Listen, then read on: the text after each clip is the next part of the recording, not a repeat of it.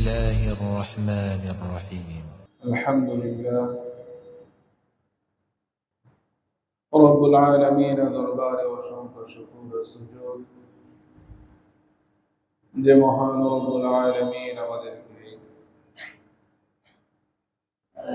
পবিত্র জুমা আদায়ের উদ্দেশ্যে মসজিদে আসার তৌফিক দান করেছেন। এজন্য রব্বে কারীমের দরবারে কৃতজ্ঞতা আদায় করি আলহামদুলিল্লাহ। মুহতারাম হাজিরিন,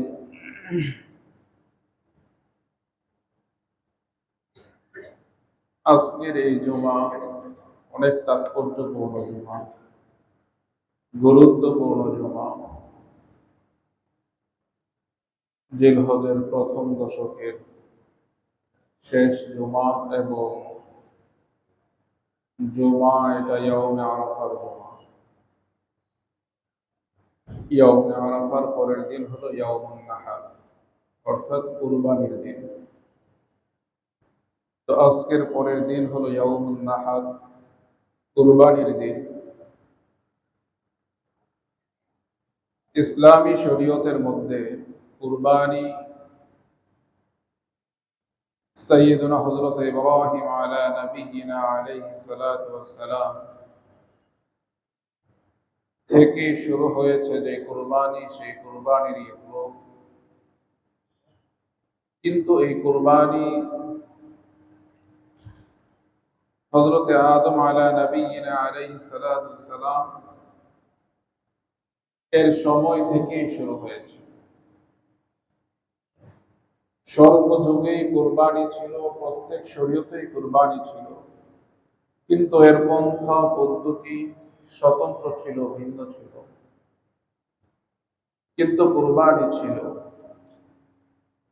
বরঞ্চ এটাও বলা যায় যে রব্বুল আলামিন প্রথম যখন হযরতে আদম আলা নবিয়িনা আলাইহিস সালাতু ওয়াস সালামকে সৃষ্টি করেছেন এবং বিভিন্ন বস্তুর নাম শিক্ষা দিয়েছেন, মুহতারাম হাজিরিন, পরবর্তীতে সকল ফেরেশতাদেরকে নির্দেশ দিয়েছেন আদমকে সিজদা করার জন্য। তো সকলেই হযরতে আদমকে সিজদা করেছেন ইল্লা ইবলিস আবা ওয়াস্তাকবার। ইবলিস ব্যতীত সকলেই সিজদা করেছে এবং ইবলিস অস্বীকার করেছে, অহংকার প্রকাশ করেছে। তো কুরবানি এর অর্থ হলো ত্যাগ।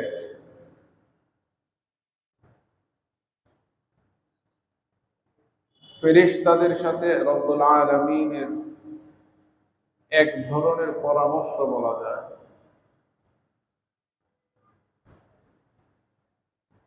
রব্বুল আলামিন ফেরেশতাদেরকে জিজ্ঞাসা করেছেন,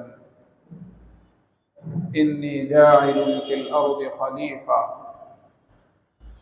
যে জমিনে আমার প্রতিনিধি আমি নির্ধারণ করব, পাঠাবো, জমিনের প্রতিনিধি আমি সৃষ্টি করব। তো ফেরেশতারা বললেন, আতাজআলু ফিহা মান ইউফসিদু ফিহা ওয়া ইয়াসফিকুদ দিমা, যে এমন এক জাতিকে আপনি সৃষ্টি করতে যান যারা ফিতনা ফাসাদ করবে, রক্তপাত ঘটাবে, পরস্পরের মারামারি, হানাহানি, হিংসা, বিদ্বেষ, পাপাচারে ভরে দেবে। ওয়া নাহনু নুসাব্বিহু বিহামদিক ওয়া নুকদ্দিসু লাক, অথচ আমরাই তো আপনার প্রশংসা করি, আপনার তাসবিহ পাঠ করি, আপনার পবিত্রতা বর্ণনা করি।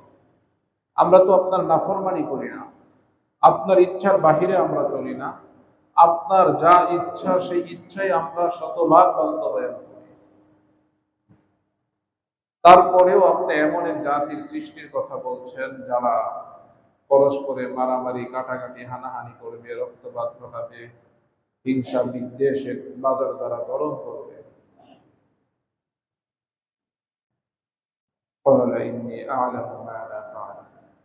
রব্বুল আলামিন বলেন যে আমি যা জানি তোমরা তা জানো না। তো রব্বুল আলামিন হযরত আদম আলা নবিয়িনা আলাইহিস সালাতু ওয়াস সালামকে সৃষ্টি করেছেন। আল্লামা আদম আল আসমা কুল্লাহা সুম্মা আরাদাহুম আলাল মালায়েকা, সকল বিষয়ের নাম শিক্ষা দিয়ে ফেরেশতাদের সামনে উপস্থাপন করলেন আদমকে। আম্বিউনি বিআসমাই হাউলা ইন কুনতুম সাদিকিন, যে তোমরা তোমাদের দাবিতে যদি সত্যবাদী হও। সত্যবাদীর অর্থ যে তোমাদের দাবি যদি যুক্তিযুক্ত হয়, তাহলে বাস্তবসম্মত যদি তোমাদের দাবি হয়, তাহলে এই বস্তুগুলোর নাম তোমরা বলো। তো ফেরেশতাদের উত্তর ছিল যে আপনি আমাদেরকে যা শিক্ষা দিয়েছেন তাই তো আমরা জানি, এর বাহিরে তো আমাদের জানার আর কোনো সুযোগ নেই। তো হযরতে আদমকে বলা হলো, আদম সবগুলোর নাম এক এক করে রব শিক্ষা দিয়েছেন তিনি বলে দিলেন। ফেরেশতাদেরকে নির্দেশ দেওয়া হলো তোমরা সিজদা করো। তো যেই জাতিকে সৃষ্টি করার ব্যাপারে রব্বুল আলামিন ফেরেশতাদের সাথে আলোচনা করেছেন বা তাদেরকে জানিয়েছেন, আবার তাদের মতামত ব্যক্ত করার সুযোগ দিয়েছেন, এমন এক সৃষ্টিকে সৃষ্টি করার পর তাকে সিজদা করার হুকুম দেওয়া হচ্ছে। মুহতারাম হাজিরিন, এটা অনেক বড় কুরবানি। ফেরেশতারা যেহেতু রব্বুল আলামিনের আনুগত্যই করেন, এই সামর্থ্যই তাদেরকে, এই যোগ্যতাই তাদেরকে দেওয়া হয়েছে, তো তারা সিজদা করেছেন। আর এই সিজদার মাধ্যমে তারা রব্বুল আলামিনের নৈকট্য অর্জন করেছেন। তো শুরু হয়েছে ঊর্ধ্ব জগৎ থেকেই কুরবানি। হযরতে আদম আসলেন, বংশ বিস্তার শুরু হলো। হাবিল কাবিলের পারস্পরিক যে দ্বন্দ্ব ছিল তাদের বোনদের বিবাহের সংক্রান্ত বিষয়ে, তো আল্লাহ তাআলা কুরবানির নির্দেশ দিলেন। রব্বুল আলামিন হাবিলের কুরবানিকে কবুল করেছেন, কাবিলের কুরবানিকে কবুল করেননি। তো ওই সময়ে কুরবানি কবুল যেটা হয়েছে, সেটা আকাশ থেকে এক অগ্নিকুণ্ড আসতো, সেটাকে জ্বালিয়ে দিত। তো বোঝা যেত যে এই কুরবানিটা কবুল হয়ে গেছে। আর যেই কুরবানি রব্বুল আলামিনের দরবারে কবুল হতো না, গ্রহণযোগ্য হতো না, সেটা যেমন তেমনই পড়ে থাকতো। তো মুহতারাম হাজিরিন, আমাদের শরীয়তে মুহাম্মদিয়ায় যে কুরবানি আমরা করি, এটা আমাদের জাতির পিতা, মুসলিম মিল্লার পিতা হযরত ইব্রাহিম আলা নবিয়িনা আলাইহিস সালাতু ওয়াস সালামের যে কুরবানি, সেই কুরবানির আদলে ইসলামী শরীয়তে এটাকে অন্যতম এক বৈশিষ্ট্য প্রদান করা হয়েছে। তো এই যে কুরবানি আমরা করি, যদি পূর্বের যুগের কুরবানির মতো অবস্থা এই হতো যে কুরবানি কার কবুল হলো কার কবুল হলো না, এটা যদি পরিষ্কার সকলের সামনে দৃশ্যমান হতো, তাহলে সমাজে মুখ দেখানো অনেকের জন্যই দায় হয়ে যেত। কারণ কুরবানির মাসালাগুলো আমরা শুনি, খুব সেন্সিটিভ মাসালা। 7 জন মিলে কুরবানি করবে, 6 জনের নিয়ত বিশুদ্ধ, ইনকাম তাদের হালাল, কোনো সমস্যাই নেই, শুধুমাত্র আল্লাহর সন্তুষ্টির জন্যই তারা কুরবানি করছেন। কিন্তু একজনের নিয়তের মধ্যে গলদ, কুরবানি 7 জনেরই শেষ। অথবা 7 জনের সকলেরই ইনকাম হালাল, 6 জনের নিয়ত সহি, একজনের শুধু নিয়তে গলদ, কুরবানি 7 জনেরই শেষ। তো এই যে মাসালাগুলো, কুরবানির মাসালাটা এত সেন্সিটিভ, তাহলে মুহতারাম হাজিরিন একটু আমরা চিন্তা করি যে যদি এখনো এই অবস্থাটা থাকতো যে কুরবানি কার কবুল হয়েছে কার কবুল হয়নি সেটা সাথে সাথেই প্রকাশ হয়ে যেত, তাহলে অবস্থাটা কেমন হতো? তো আল্লাহ রাব্বুল আলামিন উম্মতে মুহাম্মাদিয়াকে এক অনন্য বৈশিষ্ট্য এবং মর্যাদার অধিকারী করেছেন। এক অনন্য মর্যাদার আসনে তাদেরকে আসীন করেছেন, নিজেদেরকে শুধরে নেওয়ার সুযোগ দিয়েছেন, সংশোধনের সুযোগ দিয়েছেন। রব্বুল আলামিন দোষ ত্রুটিগুলো ঢেকে রাখছেন, যাতে বান্দা তার নিজের দোষ ত্রুটিকে সে অনুধাবন করে এর জন্য অনুতপ্ত হয়ে লজ্জিত হয়ে নিজেকে শুধরে নেয়, পরিশুদ্ধ করে নেয়, পরকালটাকে সে সমৃদ্ধ করে নেয়। এজন্য রব্বুল আলামিন এই উম্মতে মুহাম্মাদিয়ার ত্রুটি বিচ্যুতিগুলোকে, পাপাচারগুলোকে, নাফরমানিগুলোকে আল্লাহ তাআলা ঢেকে রেখেছেন, এগুলো প্রকাশ করে দেন। তো মুহতারাম হাজিরিন, তো এই কুরবানি শরীয়তে মুহাম্মাদিয়ার পূর্বেও ছিল, শরীয়তে মুহাম্মাদিয়ার মধ্যেও আছে, এবং এই কুরবানির গুরুত্ব সম্পর্কে রাসূল করিম সাল্লাল্লাহু আলাইহি ওয়াসাল্লাম বলেন, আলা কুল্লি আহলি বাইতিন ফি কুল্লি আমিন উদহিয়া, যে প্রত্যেক সামর্থ্যবান ব্যক্তির জন্য প্রত্যেক বৎসর কুরবানি করা আবশ্যক। সূরা কাউসারের মধ্যে বলা হয়েছে, ফাসাল্লি লিরাব্বিকা ওয়ানহার, তুমি তোমার রবের জন্য সালাত আদায় করো এবং কুরবানি করো। কুরবানি করবে রবের জন্য। সালাত যেমন রবের জন্য, রবের সন্তুষ্টির জন্য, নৈকট্য অর্জনের জন্য, কুরবানিও ঠিক তাই। মুহতারাম হাজরিন, রাসূল করিম সাল্লাল্লাহু আলাইহি ওয়াসাল্লাম বলেন, মা আমিলা ইবনু আদম মিন আমালি ইয়াওমান নাহর আহাব্বু ইলাল্লাহ মিন ইহরাকিদ দাম, যে বনি আদমের কুরবানির দিনের সবচেয়ে প্রিয় আমাল রব্বুল আলামিনের নিকট ইহরাকে দাম, অর্থাৎ পশুর গলায় আল্লাহর সন্তুষ্টির জন্য ছড়ি চালানো। ইন্নাহু লা ইয়াতি ইয়াওমাল কিয়ামাহ বিকুরুনিহা ওয়া আশআরিহা ওয়া আগলাফিহা।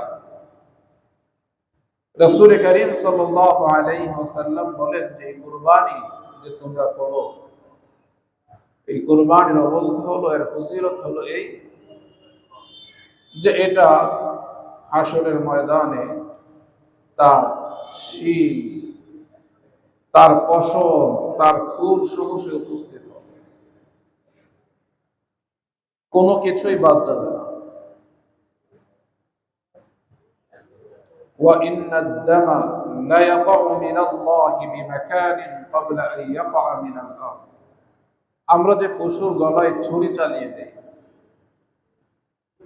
ছুরি চালানোর পর গলা থেকে রক্ত ঝরে, এই রক্ত জমিনে পড়ার পূর্বেই রব্বুল আলামিনের নিকটে কুরবানি পৌঁছে যায়। অর্থাৎ কুরবানির গলা, পশুর গলা থেকে রক্ত জমিনে পড়ার পূর্বে আল্লাহ তাআলা ওই কুরবানিকে কবুল করে নেন। যখন কুরবানি আমার বিশুদ্ধ নিয়তে, বিশুদ্ধ পন্থায় যখন হয়, শরীয়ত যেভাবে আমাকে নির্দেশনা দিয়েছে ওই নির্দেশনা অনুযায়ী যখন আমি কুরবানি করি, রক্ত জমিনে পড়ার পূর্বে আল্লাহ তাআলা এই কুরবানি কবুল করে নেন। ফাতিবু বিহা নাফসা। তো সুতরাং এমন একটা আমাল, যে আমালটা এখনো বাস্তবায়ন হয়নি, এখনো বাস্তবায়ন হয়নি, গলায় ছুরি চালানো হচ্ছে, রক্ত এখনো 4 ইঞ্চি 5 ইঞ্চি পরিমাণ যখন শোয়ানো হয় জমিনের মধ্যে, তো গলা থেকে জমিনের দূরত্বটা আর কয় ইঞ্চি থাকে? এতটুকু সময়, এতটুকু, এই সামান্য সময়, সামান্য একটু পরিমাণ প্রবাহিত হওয়ার পূর্বেই আল্লাহ তাআলা এই কুরবানিকে কবুল করে দেন। কারণ এই কুরবানি তো মিল্লাতে ইব্রাহিমিয়া কুরবানি। ইসমাঈল আলা নবিয়িনা আলাইহিস সালাতু ওয়াস সালামের গলায় ছুরি চালানো হয়েছে, তো হযরত ইব্রাহিম ছুরি চালিয়েছেন, কিন্তু হযরত ইসমাঈল তিনি জবাই হননি। তো রব্বুল আলামিন ডেকেছেন, নাদাইনাহু আইয়া ইব্রাহিম ক্বাদ সাদ্দাকতা আর-রুইয়া, যে ইব্রাহিমকে আমি ডাকলাম, তুমি তোমার স্বপ্নকে বাস্তবায়ন করেছো, সত্যে পরিণত করেছো। তো সুতরাং ইব্রাহিমের কুরবানির নমুনা, এর নিদর্শন স্বরূপী, এর অনুসরণ, অনুকরণ হিসাবে আমরা কুরবানি করি। তো সেই কুরবানিটা যেইভাবে আল্লাহ তাআলা কবুল করেছেন, জবাই হওয়ার পূর্বেই বলেছেন যে তোমার স্বপ্ন বাস্তবায়ন করেছো, ঠিক আমার আপনার কুরবানিও যদি হযরত ইব্রাহিমের বিশুদ্ধ নিয়তের মতো হয় এবং বিশুদ্ধ পন্থায় হয়, তাহলে আমার আপনার কুরবানির পশু রক্ত জমিনে পড়ার পূর্বে আমার আপনার কুরবানি আল্লাহ তাআলার নিকট কবুল হবে। আর যদি নিয়তে ভেজাল থাকে বা পন্থায় পদ্ধতিতে ভেজাল থাকে, তাহলে সেই কুরবানি তো রব্বুল আলামিনের নিকট গ্রহণযোগ্য।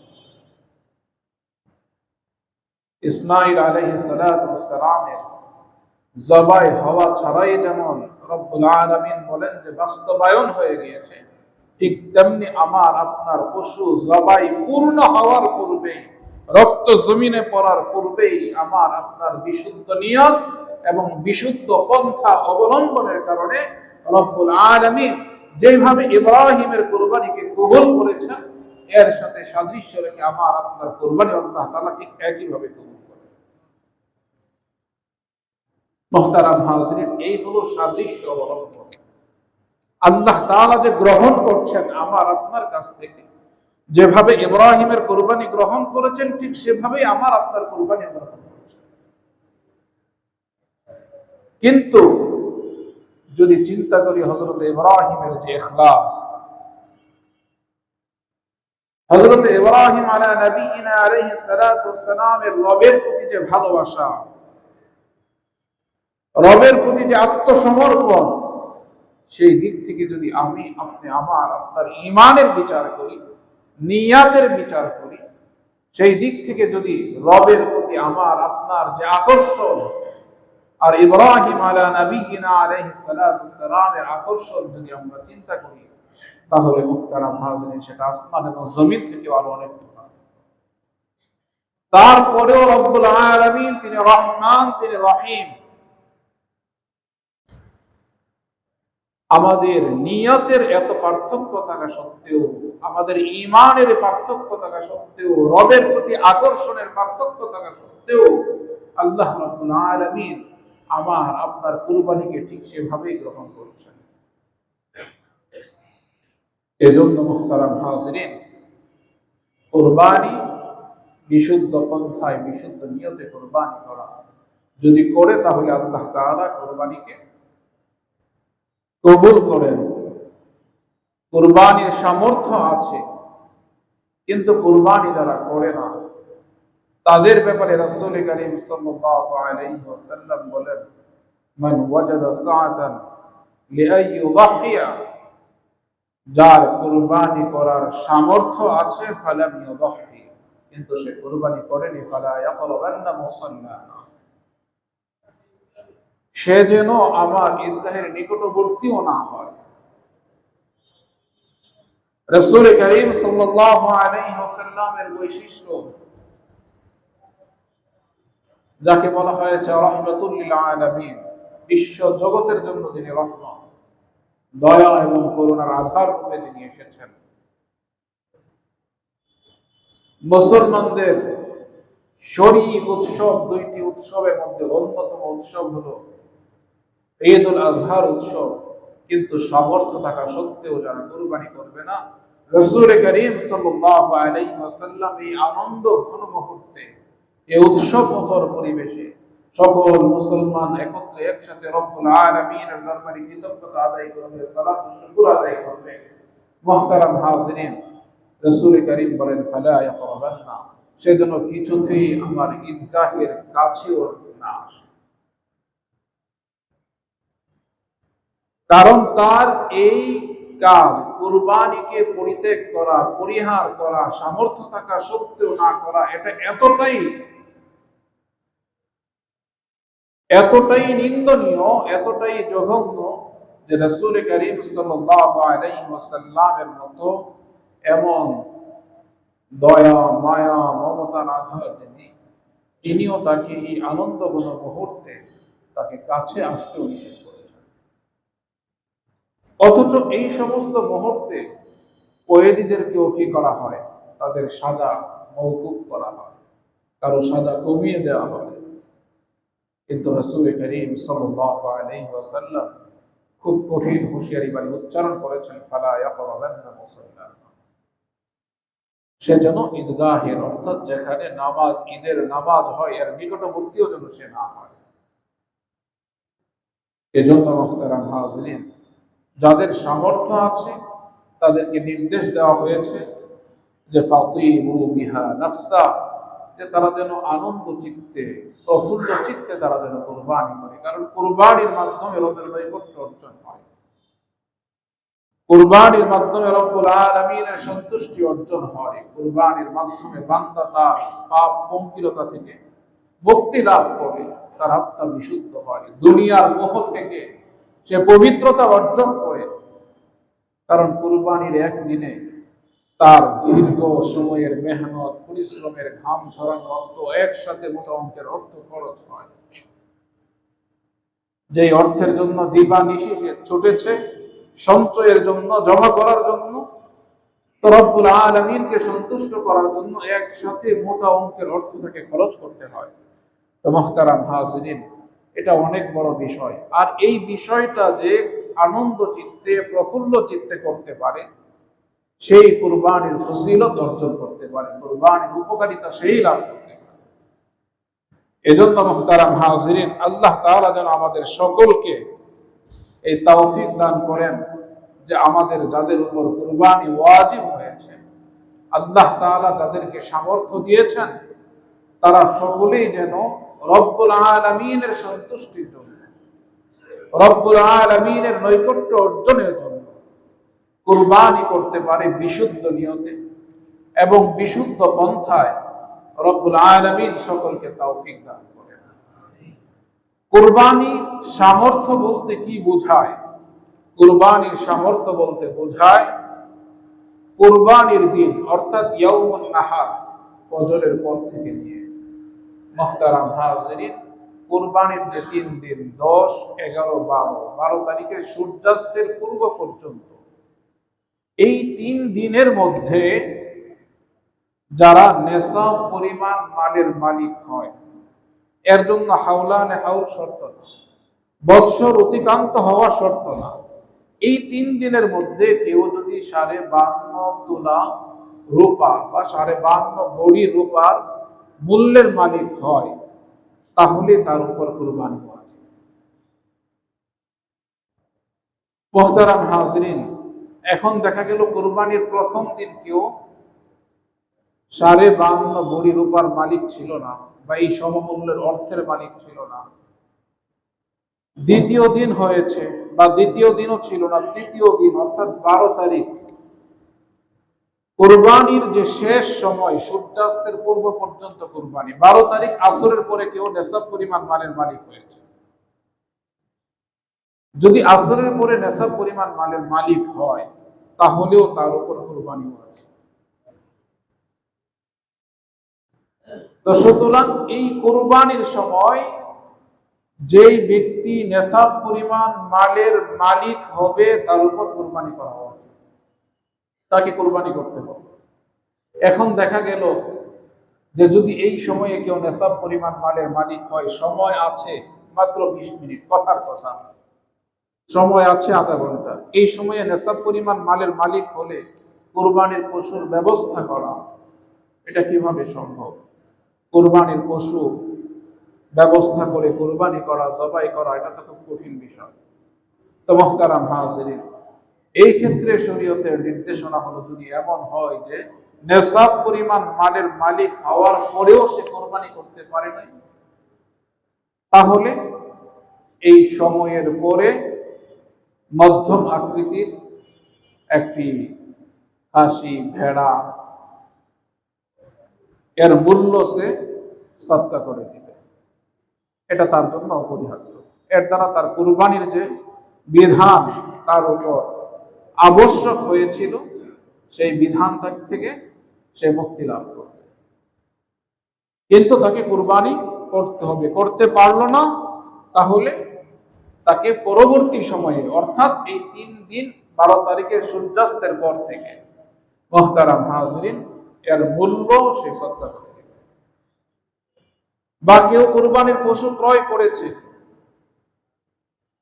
কিন্তু কোনো সমস্যার কারণে সে কুরবানি করতে পারলো না নির্ধারিত সময়ের মধ্যে, তাহলে এই পশু তাকে সদকা করে দিতে হবে। অথবা কেউ কুরবানির পশু ক্রয় করেছে কিন্তু সময়ের মধ্যে জবাই করতে পারেনি, কিন্তু সময় শেষ হওয়ার পরে জবাই করেছে, তাহলে এই গোশত সদকা করে দিতে হবে। এই গোশত সে খেতে পারবে না। সদকা করার অর্থ হলো যারা যাকাত ফিতরা খাওয়ার উপযুক্ত তাদেরকেই দিতে হবে, আত্মীয় স্বজনকেও দেওয়া যাবে না, নিজেরাও খেতে পারবে না। এই ক্ষেত্রে আরেকটি বিধান মুহতারাম হাজিরিন, যে যখন নাকি সে জবাই করে দেয় সময়ের পরে, এখন এই গোশত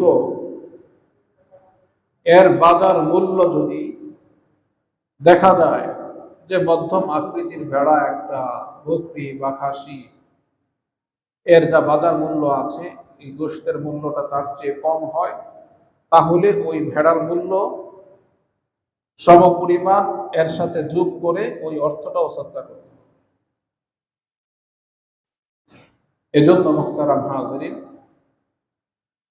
যে কোরবানির বিধান তাদের উপরই প্রযোজ্য যাদের নেশাব পরিমাণ মালের মালিক, যারা এই 3 দিনের মধ্যে থাকে এবং মুকিম হয়, মুসাফির না হয়, অর্থাৎ 48 মাইল বা বর্তমানে 78 কিলোর হিসাব যেহেতু হয়, এতটুকু দূরত্বের সফর যদি কেউ না করে, তাহলে মুহতারাম হাজিরিন মুসাফির ছাড়া মুকিমের জন্য এবং সুস্থ মস্তিষ্ক, কোনো পাগল উম্মাদের উপর শরীয়তের কোনো বিধান কার্যকর নয়। শরীয়তের মুকাল্লাফ যারা সুস্থ তাদের উপর, সুস্থ বলতে মানসিক সুস্থ। এখন কেউ অসুস্থ, হসপিটালে আছে, কেউ অসুস্থতা, জ্বর বা অন্যান্য রোগে আক্রান্ত, তো তাদের উপর শরীয়তের বিধান প্রযোজ্য হবে। অসুস্থতা বলতে মানসিক অসুস্থতা, উম্মাদ, পাগল, তাদেরকে বোঝায়, তাদের উপর কোরবানির বিধান। স্বাভাবিকভাবে আমরা যে বিষয়টা দেখি মুহতারাম হাজিরিন, একান্নভুক্ত পরিবারে কোরবানি আমরা একসাথে করি। একান্নভুক্ত পরিবার বলতে বোঝায় যে এক পরিবারের একাধিক সদস্য প্রত্যেকেই উপার্জন করেন। কথার কথা, একজন বাবার 5টি ছেলে, 5 ছেলেই উপার্জন করেন। উপার্জন করে এই সকল কিছু একসাথে কি করা হয়? সঞ্চয় করা হয়, অর্থাৎ বাবার অধীনে, বাবার মালিকানাতেই। এটা একটা বিষয়। আরেকটা বিষয় হলো যে না, 5 ছেলের স্বতন্ত্র সঞ্চয়, স্বতন্ত্র মালিকানা। একটি হলো 5 জন ছেলে উপার্জন করেন, সবকিছুর মালিকানা বাবা, সবকিছু বাবার কাছে তারা রাখেন। বাবাই তার ইচ্ছা অনুযায়ী তিনি যেভাবে ভালো মনে করেন সেভাবে জমা করেন, খরচ করেন। আরেকটি হলো যে না, ছেলেদেরকে মালিকানা দেওয়া হয়েছে, তারা স্বাধীনভাবে তারা যেমন উপার্জন করে এবং প্রত্যেকেই তারা নিজেরাও সঞ্চয় করে। তো যদি এমন হয় যে না, বাবাই সম্পূর্ণ নিয়ন্ত্রণ করেন, বাবার মালিকানাই সম্পূর্ণ প্রত্যেকের উপার্জন, এই ক্ষেত্রে শুধুমাত্র বাবার কোরবানি যথেষ্ট হবে, ছেলেদের পক্ষ থেকে না হলে। কিন্তু পরিবারের সদস্য যারা আছেন তারা যদি স্বতন্ত্রভাবে, ব্যক্তিগতভাবে নেশাবের মালিক হন, তাহলে প্রত্যেকের পক্ষ থেকেই কোরবানি করতে হবে, শুধুমাত্র বাবার পক্ষ থেকে কোরবানি করলে হবে না। এই ক্ষেত্রে আরেকটা বিষয় আমাদের বোঝা, যে আমরা কোরবানির সময় লিস্ট করি, নাম দেই যে কার কার নামে কোরবানি হবে। মুহতারাম হাজিরিন, এটা আমাদের বোঝার ভুল। কারো নামে কোরবানি হয় না। কোরবানি শুধুই মাত্র আল্লাহ তাআলার নামে হবে। কোরবানি শুধুই মাত্র কার নামে হবে? আল্লাহর নামে হবে। তবে বান্দার পক্ষ থেকে আল্লাহ তাআলার নামে, আব্দুল্লাহর পক্ষ থেকে তার রবের নামে, আব্দুর রহমানের পক্ষ থেকে আল্লাহর নামে, আব্দুর রহিমের পক্ষ থেকে আল্লাহর নামে। এই জন্য আমরা যদি বলি যে অমুকের নামে, তাহলে কিন্তু কোরবানি বিশুদ্ধ হবে না, কারণ কোরবানি তো হতে হবে আল্লাহর নামে। যদি আব্দুল্লাহর নামে কোরবানি হয় তাহলে এই কোরবানি বিশুদ্ধ হবে না। এজন্য মুহতারাম হাজিরিন, আমরা যে আমাদের পক্ষ থেকে আল্লাহ তাআলা আমাদের উপর যে বিধান প্রবর্তন করেছেন, জারি করেছেন, সামর্থ্য দিয়েছেন, আমরা আল্লাহর সন্তুষ্টির জন্য আল্লাহ তাআলার নামে কুরবানি করব। তো একান্নভুক্ত পরিবার যারা, তাদের বিষয়টা হলো দুইটা। একটা হলো যে বাবাই সম্পূর্ণ নিয়ন্ত্রণ, ছেলেদের খরচের ব্যাপারে কোনো ধরনের স্বাধীনতা নেই, প্রয়োজন হলে বাবাকে বলতে হয়, বাবা দেন, তারপর তারা খরচ করে। আরেকটি হলো যে না, সন্তানরা প্রত্যেকে তারা নিজেরা স্বাধীন এবং স্বাধীনভাবে তারা নিজেরা সঞ্চয় করেন পৃথক পৃথকভাবে, তাহলে তাদের নিজস্ব সম্পত্তি আছে, সঞ্চয় আছে, এটা যদি নেশাব পরিমাণ মালের মালিক হয়, তাহলে তাদেরকে প্রত্যেকের পক্ষ থেকেই কুরবানি করতে হবে। বিশেষ করে আমাদের মা বোন যারা থাকেন, তারা যেহেতু মুহতারাম হাজরিন অলংকার তাদের প্রত্যেকেরই কম বেশি থাকে। বর্তমানে স্বর্ণের যে বাজার দর রেট অনেক বেশি, তো 52.5 ভরির মূল্য খুব বেশি না। তো অধিকাংশ মা বোনদের দেখা যায় তাদের নেশাব পরিমাণ মালের মালিক তারা হয়ে যান, টাকা পয়সা থাকে, স্বর্ণের অলংকার থাকে। তো যখন স্বর্ণ, টাকা পয়সা অথবা স্বর্ণের সাথে রৌপ্য যখন থাকে, তখন নেশাব হিসাব করা হয় রৌপ্যের মূল্য হিসাবে। 7.5 ভরি স্বর্ণের হিসাব করা হয় না। শুধু স্বর্ণ থাকলে 7.5 ভরি পূর্ণ হলে নেশাবের মালিক। কিন্তু স্বর্ণও আছে, সাথে টাকাও আছে, স্বর্ণ আছে, সাথে কিছু রূপাও আছে, তখন 52.5 ভরি রূপার মূল্য হিসাব করে নেশাবের মালিক হিসাব করা হবে। তো দেখা যায় যে অধিকাংশ মা বোনদের কুরবানি ওয়াজিব হয়। তো যাদের উপর কুরবানি ওয়াজিব হয়, তাদের পক্ষ থেকে অন্য কেউ যদি কুরবানি করতে চায়, তাহলে তাদের থেকে অনুমতি নিয়ে কুরবানি করতে হবে। এক ভাইয়ের উপর কুরবানি ওয়াজিব, আরেক ভাই কুরবানি দিচ্ছে তার অনুমতি ছাড়াই, তাহলে কুরবানি হবে না। যার উপর ওয়াজিব তাকে বলে তার অনুমতি সাপেক্ষে কুরবানি করতে হবে।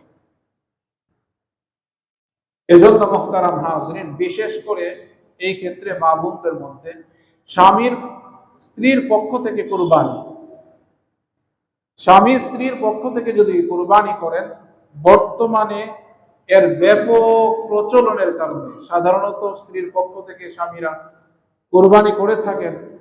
তো স্বামী স্ত্রীর যদি দেখা যায় কুরবানি ওয়াজিব হয়, স্বামী স্বাভাবিকভাবে তিনি আদায় করছেন, সমাজের ব্যাপক প্রচলন, সেই ক্ষেত্রে অনুমতি শুধুমাত্র স্ত্রীর ক্ষেত্রে অনুমতি না নিলেও কুরবানি হয়ে যাবে। তবে অনুমতি নেয়াই উত্তম, অনুমতি নিয়েই কুরবানি করা উত্তম।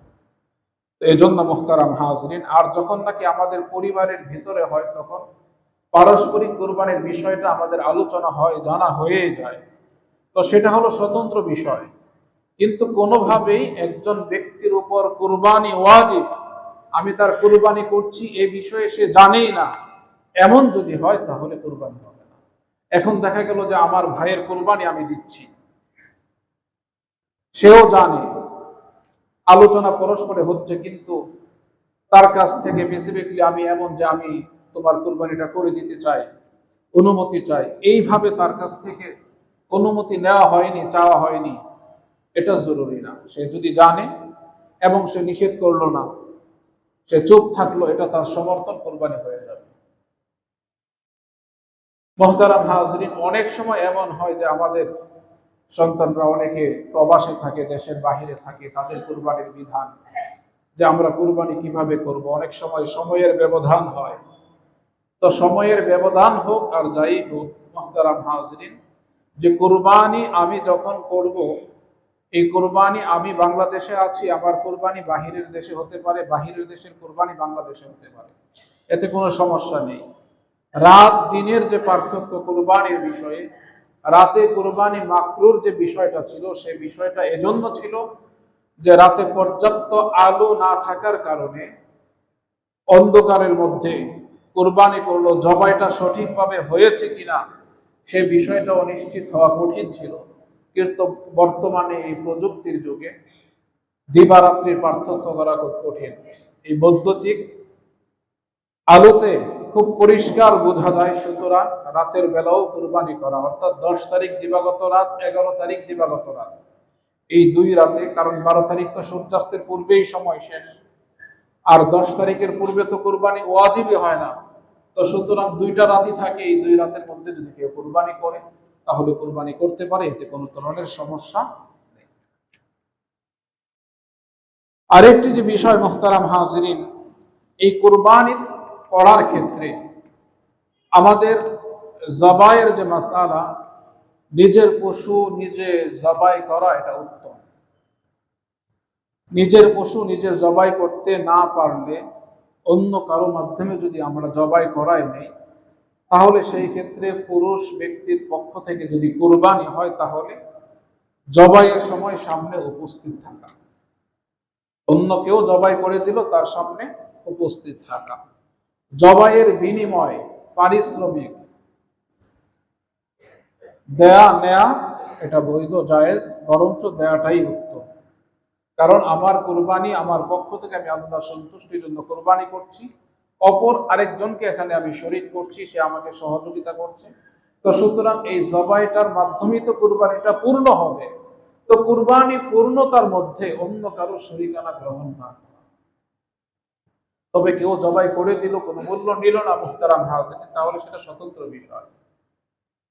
কুরবানি করার পর দেখা যায় যে কুরবানির পশুর এখনো সে স্থির হয় নাই, এখনো সে নড়াচড়া করছে।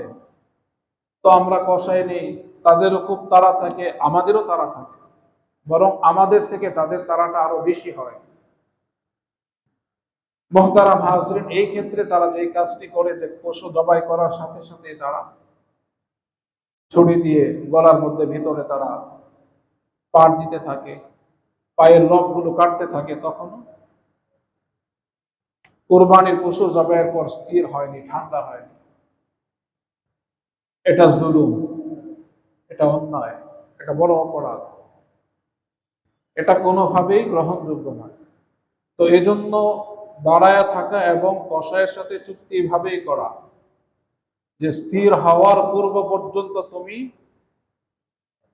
পায়ের নখ কাটা, গলার মধ্যে ছুরি মারা, কোনো ধরনের কাজই তুমি করতে পারবে না। কারণ কুরবানি আসছে কোত্থেকে? হযরত ইব্রাহিম তো তার সন্তানের গলায় ছুরি চালিয়েছিলেন। আজকের যেই পশু আমি কুরবানি করছি, এটা তো আমার সন্তানের স্থলে, এখনো তার রূহ পরিপূর্ণভাবে বের হয়নি, এখনো ছটফট করছে। এই অবস্থায় তাকে আরো কষ্ট দেয়া, মুহতারাম হাজিরিন, এটা তো জুলুম, অমানবিক কাজ এটা।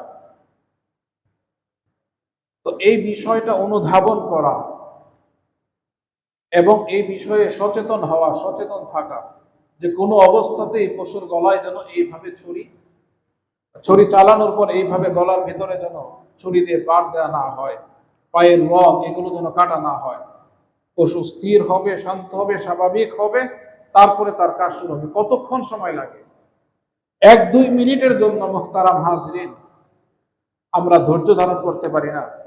কিন্তু একটু যদি চিন্তা করি যে এই পশুটা আমি কুরবানি করছি, এর মাধ্যমে তো আমি আমার রবের সন্তুষ্টি অর্জন করতে চাচ্ছি, এটা তো আমার রবের সন্তুষ্টি অর্জনের মাধ্যম, এই পশুটা তো রবের নৈকট্য অর্জনের মাধ্যম। তো সুতরাং আল্লাহ তাআলার নৈকট্য অর্জন করব আল্লাহ তাআলার এক মাখলুকের উপর জুলুম করে, এটা কিভাবে সম্ভব? আমি জুলুম করছি, মুহতারাম হাজরিন, এটা পরিত্যাজ্য, এটা গর্হিত কাজ। কুরবানির গোশতকে আমরা ভাগ করি, যারা মিলে কুরবানি দেই, শরীকের ক্ষেত্রে কুরবানির মধ্যে জোর বেজোর কোনো সংখ্যা নেই, 1 থেকে 7টা অংশ গরু মহিষ কোটের মধ্যে থাকে। তো 1 জনের পক্ষ থেকেও কুরবানি দেওয়া যাবে, 2 জনের পক্ষ থেকেও দেওয়া যাবে, 6 জনের পক্ষ থেকেও দেওয়া যাবে, 7 জনের পক্ষ থেকেও দেওয়া যাবে। 7-এর অধিক সম্ভব নয়, জায়েজ নয়, কিন্তু 7-এর ভিতরে দেয়া কোনো সমস্যা নেই। তো সুতরাং যদি শরীকি কুরবানি হয় তাহলে প্রত্যেক অংশের 7-এর 1 অংশের পূর্ণ মূল্য প্রদান করতে হবে। এখন দেখা গেল 2 জনে মিলে 1 শরীক, এমন যদি হয় 2 জনে মিলে 7 ভাগের 1 ভাগ, তাহলে কুরবানি হবে না। হ্যাঁ, 2 জনে মিলে অর্থ প্রদান করে একজনকে মালিক বানিয়ে দিল অর্থের, একজনের পক্ষ থেকে কুরবানি হলো, তাহলে কোনো সমস্যা নেই। কুরবানির পশুর মধ্যে আকিকার অংশও থাকতে পারে, কোনো সমস্যা নেই। কুরবানির সাথে আকিকা চলবে কিনা? কুরবানির সাথে আকিকাও চলবে। কুরবানির পশুতে আকিকা দেওয়া যায়, কুরবানির পশুর সাথে হজের কুরবানিও করা যায়, হজ্জে তামাত্তু যারা করেন তাদের কুরবানিও করা যায়, কোনো সমস্যা নেই। তবে এই ক্ষেত্রে যদি আমার কুরবানির সাথে হজের কুরবানি করতে চাই, তাহলে এটা হারামের মধ্যে কুরবানি হতে হবে। আপনি এখানে আছেন, আপনার কুরবানিটা হজের পশুর সাথে কুরবানি করবেন, আপনার বাবা আপনার ভাই হজে গিয়েছেন, তো সেখানে সে উট কুরবানি করবেন, কথার কথা। এখন আপনি চাচ্ছেন ওই উটের এক অংশের মাধ্যমে আপনি কুরবানি দিবেন, তাহলে মুহতারাম হাজরিন, আপনার কুরবানিটা যেহেতু হজের কুরবানি, এটা হারামের এরিয়ার মধ্যে দিতে হয়, এর বাহিরে হজের কুরবানি হয় না। তো সুতরাং আপনি যদি শরীক হইতে চান তাহলে আপনার কুরবানি ওখানে হবে, ওইখানে হজের কুরবানি বাংলাদেশে হবে। এজন্য মুহতারাম হাজরিন, এই বিষয়টা বোঝা, গোশত ভাগ করার বিষয়ে আমরা যে ভাগ করি মুহতারাম হাজরিন, স্বাভাবিকভাবে শরীকের ভাগের ক্ষেত্রে অনুমান ভিত্তিক ভাগ এটা জায়েজ নেই, ওজন করেই ভাগ করতে হবে, ওজন করেই ভাগ করতে হবে, এটাই শরীয়তের সিদ্ধান্ত। অনুমান নির্ভর ভাগ এটা জায়েজ নয়। তারপরে কোরবানির গোশত আমি যখন বুঝে পেলাম, পাওয়ার পর এই কোরবানিকে আমরা সাধারণত তিনটা ভাগ করি, যেটা উত্তম। নিজের জন্য কিছু রাখা, আত্মীয় স্বজনের জন্য কিছু, গরিব মিসকিনের জন্য কিছু, এই তিনটা ভাগ আমরা করি।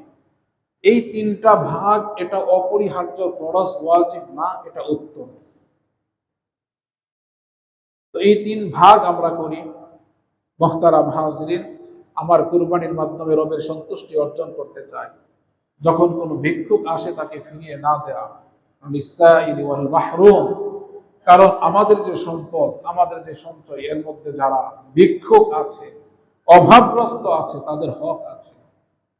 তো তাদেরকে ফিরিয়ে না দেয়া, তাদের সাথে রুদ্র আচরণ না করা।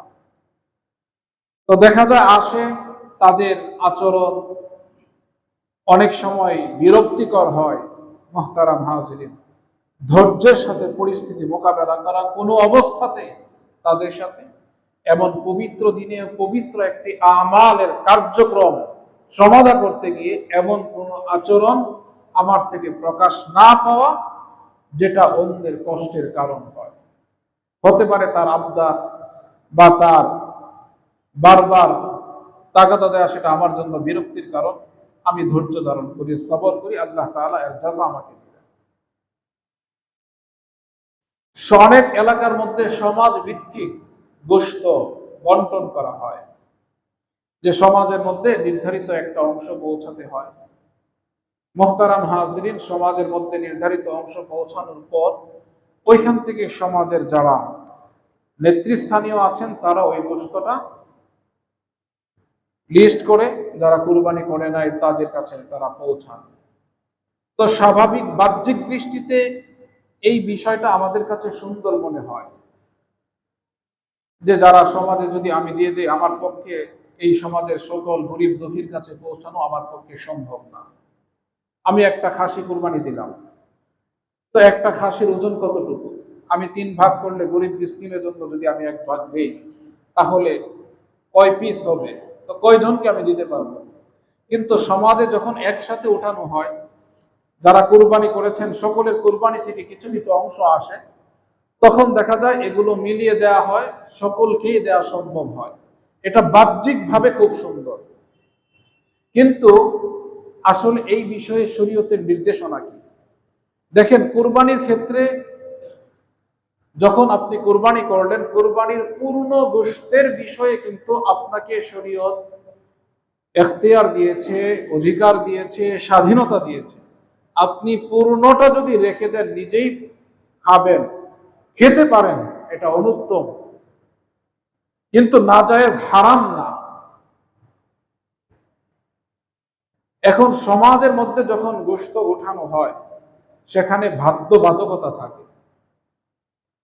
যদি বাধ্যবাধকতা যদি থাকে, তাহলে শরীয়ত যে বিষয়ে বাধ্য করেনি ওই বিষয়ে সমাজ বাধ্য করল, এটা পরিত্যাজ্য, এটা জায়েজ নয়। আবার বিষয়টা এমন হয় যে সমাজ বাধ্য করলো না, অনেক সময় আমরা বলি যে মাসআলা জানার জন্য, যে না, এটা তো স্বেচ্ছায় আমরা দিয়ে আসি। মুহতারাম হাজিরিন, স্বেচ্ছায় কখন হবে? সমাজে 10টা গরু কুরবানি হলো, তো এই 10টা গরু থেকে 9টা গরুর অংশ আসলো, আরেকটা গরুর থেকে কোনো অংশ আসেনি। তো যার কুরবানির কোনো অংশ সমাজে আসেনি, তখন তার সাথে স্বাভাবিক আর সম্পর্কটা থাকে না।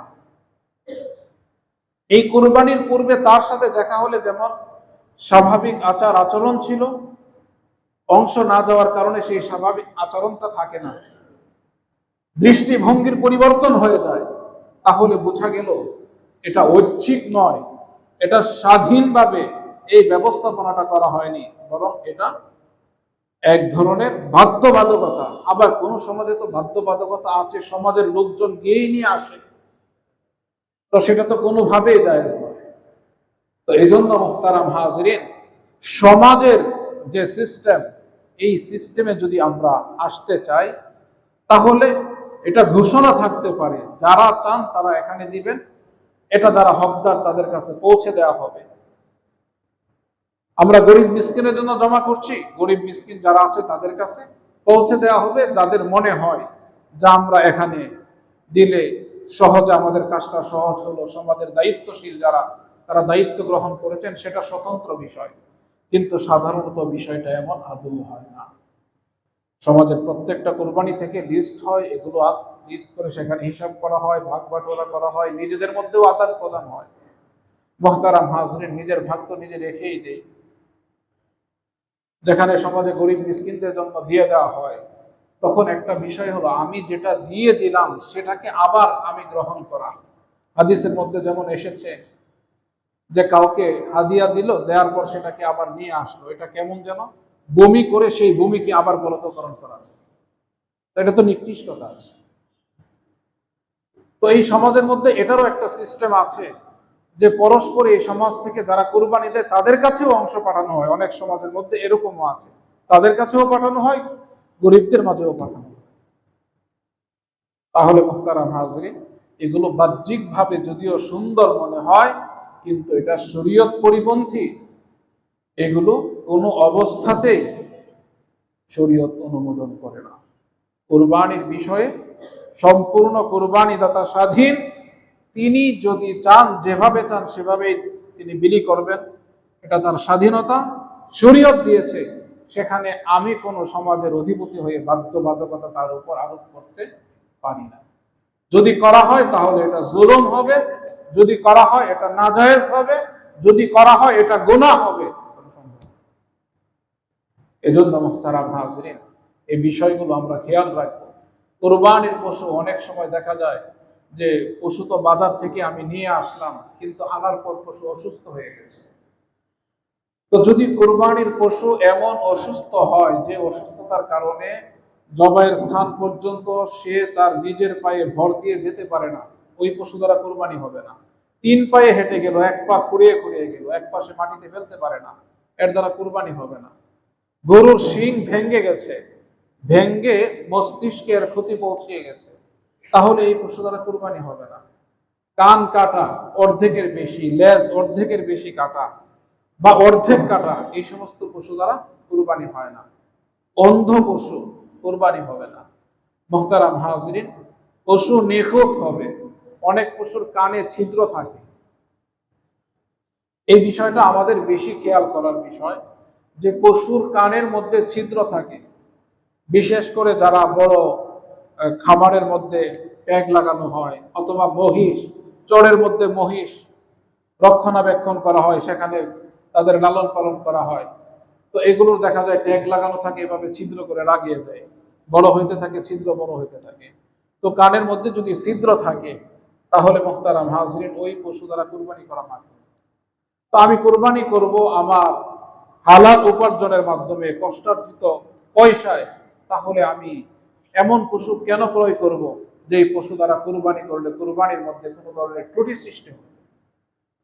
তো এই জন্য মুহতারাম হাজরিন, এই ক্ষেত্রে এই বিষয়গুলো আমাদের বোঝা, যে কুরবানির পশুটা সুস্থ হয়, সুন্দর হয়, এমন না রুগ্ন, একেবারেই শুকনা, এই ধরনের পশু দ্বারা কুরবানি না করা।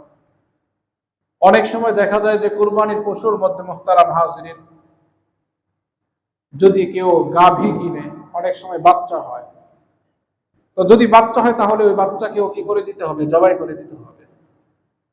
ওই বাচ্চাকেও জবাই করে দিতে হবে। ওই বাচ্চা জবাই করে যদি গোশত খেতে চায়, বাচ্চার গোশত খেতে পারবে, নাজায়েজ না। একটা হলো যে আমার যে খাবারের বিষয়টা রুচি সম্মত কিনা, সেটা হলো ভিন্ন বিষয়। আর একটা হলো জায়েজ না জায়েজের বিষয়। কিন্তু ওই বাচ্চার গোশত খাওয়াটা না জায়েজ না। যদি রুচিসম্মত হয় কারো, সে খেতে পারে, কিন্তু ওইটাকেও জবাই করে দিতে হবে। আবার যদি দেখা যায় যে এমন হয় যে বাচ্চা কুরবানির পূর্বেই বাচ্চা প্রসব করছে, তাহলে মুহতারাম হাজরিন, ওই বাচ্চা এটা সদকা করে দেবে। ওই বাচ্চাকে কি করবে না, ওটাকে জবাই করার কোনো প্রয়োজন নেই, ওটাকে সদকা করে দিবে, কুরবানির পশুকে কুরবানি করতে পারে। সামর্থ্যবান বলতে যারা গরিব তারাও কুরবানি করতে চায়, কুরবানির অনেক ফজিলত, যেহেতু অনেক ফজিলত, গরিব বলতে যাদের উপর কুরবানি ওয়াজিব নয় তাদেরকে গরিব বলা হয় শরীয়তের পরিভাষায়। এই ধরনের লোক কোনো পশু যদি ক্রয় করে কুরবানি করার জন্য, তাহলে ওই পশুটা তাকে কুরবানি করতে হবে। কুরবানির পশু ক্রয় করলো, এখন আরেকজন এসে বলল যে তাহলে ঠিক আছে, তোমার সাথে আমাকে শরীক করো, একটা অংশ আমাকে দাও বা দুইটা অংশ আমাকে দাও। মুহতারাম হাজিরিন, সে এক অংশ বা দুই অংশ দিতে পারবে না। গরু ক্রয় করলো তারপরেও, কারণ যার উপর কুরবানি ওয়াজিব নয়, সে যখন একটা কুরবানির জন্য পশু ক্রয় করে, তখন সেটা তার উপর ওই পশুটাই কুরবানি করা ওয়াজিব হয়ে যায় তার পক্ষ থেকে। তো সুতরাং সে পারবে না অন্য কাউকে শরীক করতে। কিন্তু যার উপর কুরবানি ওয়াজিব, সে যদি একটি পশু ক্রয় করে অন্য কাউকে শরীক করতে চায় বা অন্য কেউ এসে সুযোগ নিতে চায়, তাহলে তার জন্য এই সুযোগ আছে। কারণ যার উপর ওয়াজিব তার হলো গরু, উট, মহিষের 1/7 মাংস ওয়াজিব, পূর্ণটা ওয়াজিব না। যেহেতু পূর্ণটা তার উপর ওয়াজিব না, 1/7 মাংস ওয়াজিব, বাকিটাতে শরীক নেওয়ার তার সুযোগ আছে। আবার পশু হারিয়ে গেল, সে আরেকটা পশু ক্রয় করলো, তাহলে মুহতারাম হাজরিন, যার উপর ওয়াজিব যদি কুরবানির পশু হারিয়ে যায়, তাহলে সে আরেকটি পশু ক্রয় করে তাকে কুরবানি করতে হবে। পরবর্তীতে দেখা গেল প্রথম পশুটা পাওয়া গেল, তো পাওয়া গেলে সেটাকে কুরবানি করা তার জন্য আর অপরিহার্য না, কারণ তার উপর যেটা ওয়াজিব ছিল সে সেটা আদায় করে দিয়েছে। আর যার উপর কুরবানি ওয়াজিব নয়, গরিব ব্যক্তি, সে কুরবানির পশু ক্রয় করার পর হারিয়ে গেল, তাকে আবার নতুন করে আরেকটি পশু ক্রয় করে কুরবানি করতে হবে না, কারণ তার উপর ওয়াজিব নয়, সে যেটা ক্রয় করেছিল কুরবানির জন্য সেটা হারিয়ে গেছে, এতে তার কোনো হাত নেই। এই জন্য মুহতারাম হাজরিন, তো এই জন্য আমরা কুরবানির যে সকল মাসআলা মাসাইল গুলো আছে, এই বিষয়গুলো আমরা সকলেই জানবো। আমাদের কুরবানির সাথে সম্পৃক্ত মাসআলা মাসাইল গুলো আমাদের মাদ্রাসার পক্ষ থেকেও মুহতারাম হাজরিন যে কুরবানির মাসআলা মাসাইল সংক্রান্ত ছোট্ট রেসালা পত্রিকা করা হয়েছে, এটা আমরা অন্যান্য বৎসরও মাদ্রাসার পক্ষ থেকেই আমরা হাদিয়া হিসাবে বিতরণ করেছি। এই বছরও যাদের প্রয়োজন, আমাদের এখানে এই নিচতলার মসজিদের অফিস থেকে আমরা সংগ্রহ করতে পারবো। সেখানে মোটামুটি আমাদের প্রয়োজনীয় যে সকল মাসালা মাসাইলগুলো গুরুত্বপূর্ণ, এই মাসালাগুলো সেখানে লিপিবদ্ধ আছে। সেটা দেখে আমাদের কুরবানি যেন বিশুদ্ধ হয়। আর কুরবানির চামড়ার যে বিষয়টা মুহতারাম হাজরিন, এটা একটা গুরুত্বপূর্ণ বিষয়, যে কুরবানির চামড়া যেহেতু আমরা নিজেরা ব্যবহার করি না, ব্যবহার করতে চাইলে নিজেরা ব্যবহার করতে পারি, কোনো সমস্যা নেই। তো যেহেতু কুরবানির চামড়া আমরা বিক্রি করে দিই, তো বিক্রি করলে এর হকদার শুধুই মাত্র যারা যাকাত, ফিতরা, সাদকা খেতে পারে তারাই হকদার, অন্য কেউ এর হকদার নয়। তো কুরবানির সময় বিশেষ করে দেখা যায় যে আমাদের দেশের প্রচলিত যে মাদ্রাসাগুলো আছে, কওমি মাদ্রাসাগুলো, এই মাদ্রাসাগুলো মধ্যে এতিম ফান্ড থাকে, লিল্লা ফান্ড থাকে, অনেক এতিম অসহায় ছাত্ররা সেখানে পড়ালেখা করে। তো তাদের ভরণ পোষণের জন্য যে অর্থনৈতিক যে যোগান, সেটা দেখা যায় রমজানে যাকাতের অর্থ থেকে আসে। বিশেষ করে কোরবানির সময় কোরবানির চামড়া সংগ্রহের মাধ্যমে হয়। তো এই ক্ষেত্রে মুহতারাম হাজরিন, বিভিন্ন মাদ্রাসা থেকে ছাত্ররা আসে। তো আসলে তাদের সাথে আমাদের আচরণ যেন সুন্দর হয়, কারোর সাথে আমাদের রুদ্ধ আচরণ না হয়, কারণ উত্তম আখলাক এটা ইসলামী শিষ্টাচারের অন্তর্ভুক্ত। এজন্য তাদের সাথে আমাদের আচরণ যেন সুন্দর হয়। যারা আসে তাদের সাথে আমাদের কোনো ধরনের খারাপ আচরণ না হয়। যে ওয়ারি এলাকাতে আসলো, এই ওয়ারি এলাকার মানুষের আচার ব্যবহার কেমন, মাদ্রাসার তালিবুল ইলমরা আসবে, তারা কোরআনের ছাত্র, রাসূলের হাদিসের ছাত্র তারা। তো সুতরাং যারা কোরআনের ছাত্র, আল্লাহর কিতাবের ছাত্র, আল্লাহর রাসূলের হাদিসের ছাত্র, তাদের সাথে আচরণ যদি আমাদের সুন্দর না হয়, মুহতারাম হাজরিন, সেটা বড়ই পরিতাপের এবং বড়ই দুঃখের বিষয়। এটা আমাদের জন্য বরবাদের কারণ হবে। তো এই জন্য মুহতারাম হাজরিন, বিশেষ করে আমাদের এই ওয়ারি জামে মসজিদ, আমাদের এই মহল্লার মসজিদ, মহল্লার মাদ্রাসা, এখানে এতিমখানা আছে, লিল্লা ফান্ড আছে। যেহেতু এতিমখানা আছে, সকলের দাবি থাকে যে এখানে এসে সুযোগ সুবিধা আমরা নিতে চাই। যারা দেখা যায় নিজেদের আত্মীয় স্বজন থাকেও এতিম অসহায়, তাদেরকে আমরা এখানে নিয়ে এসে সুপারিশ করি যে আমার পরিচিত। তো এতিমখানা আছে, লিল্লা ফান্ড আছে, বিদায় তাদেরকে সুযোগ দিতে হয়। তো এই সুযোগটা দেওয়া হয় এই এলাকাবাসী আপনাদের আন্তরিকতা এবং আপনাদেরই আর্থিক সহযোগিতার মাধ্যমে। কারণ এখানে ভিন্ন কোথাও থেকে কোনো ফান্ড নিয়ে এসে তাদেরকে সুযোগ দেওয়া হয় না। এই সুযোগটা লাভ করে আপনাদের যে অনুদান আপনারা বিভিন্ন সময় এককালীন করেন, মাসিক করেন, হ্যাঁ, এই অনুদান থেকেই তাদেরকে ভরণ পোষণের ব্যবস্থা তাদের করা হয়। তো যেহেতু কোরবানি এসেছে, এই কোরবানির সময় মুহতারাম হাজরিন, আমাদের পাশে যে দারুস সালাম মাদ্রাসা আছে, দারুস সালামে কোরবানির চামড়া সংগ্রহণ করা হয়, সেখানে আমরা দিব। পাশে বড় বড় মাদ্রাসা যেগুলো তাঁতিবাজার থেকে আসে, ফরিদাবাদ, যাত্রাবাড়ি বা পীরজঙ্গি, অবদা, আরো অনেক মাদ্রাসা থেকে আসে। তো আমরা সকলের সাথে ভালো আচরণ করব। মুহতারাম হাজরিন, বিশেষ করে সকলের কাছে আবেদন থাকবে, আমাদের এই মসজিদের মাদ্রাসা, যেটা আমাদের মহল্লার মাদ্রাসা, আমাদের মাদ্রাসা, তো এই মাদ্রাসার চাকাকে সচল রাখা, গতিকে সচল রাখা, এটা আমাদের প্রত্যেকেরই নৈতিক দায়িত্ব, ইমানি দায়িত্ব। সুতরাং আমাদের মাদ্রাসার ছাত্ররাও ইনশাআল্লাহ তারাও যাবে আপনাদের কাছে, এবং অনেকেই আলহামদুলিল্লাহ আপনারা নিজেরাই পৌঁছে দেন মাদ্রাসা। এখানে অনেকে ফোন দিয়ে বারবার অপেক্ষা করেন, লোক না থাকার কারণে দিতে পারেন না। তো মুহতারাম হাজিরিন, আমাদের ছাত্ররা ইনশাআল্লাহ তারা যাবে, তারপরেও যেখানে না পৌঁছে আপনারা আমার সাথে যোগাযোগ করলে, বা যাদের লোক আছে, সামর্থ্য আছে, অন্যান্য বৎসর দিয়ে গিয়েছেন, এখানে পৌঁছেও দিতে পারেন। আমাদের এখানে সামনে চামড়া সংগ্রহ করা হবে। তো সকলের কাছে, বিশেষ করে আমাদের এই মসজিদের যে মাদ্রাসা, ওয়ারি জামে মসজিদ মাদ্রাসা এতিমখানার জন্য বিশেষভাবে আমি আবেদন করছি, আপনারা ইনশাআল্লাহ আমাদের এই ওয়ারি জামে মসজিদ মাদ্রাসার এতিমখানায় আপনাদের কুরবানির পশুর চামড়া বা তার মূল্য দিয়ে ইনশাআল্লাহ আপনারা অংশগ্রহণ করে সদকায়ে জারিয়ার যে নেকি অর্জন করবেন, আল্লাহ তাআলা দুনিয়া এবং আখিরাতে আপনাদেরকে সমৃদ্ধি দান করেন। আমিন। ওয়া আখিরু দাওয়ানা আলহামদুলিল্লাহি রাব্বিল আলামিন।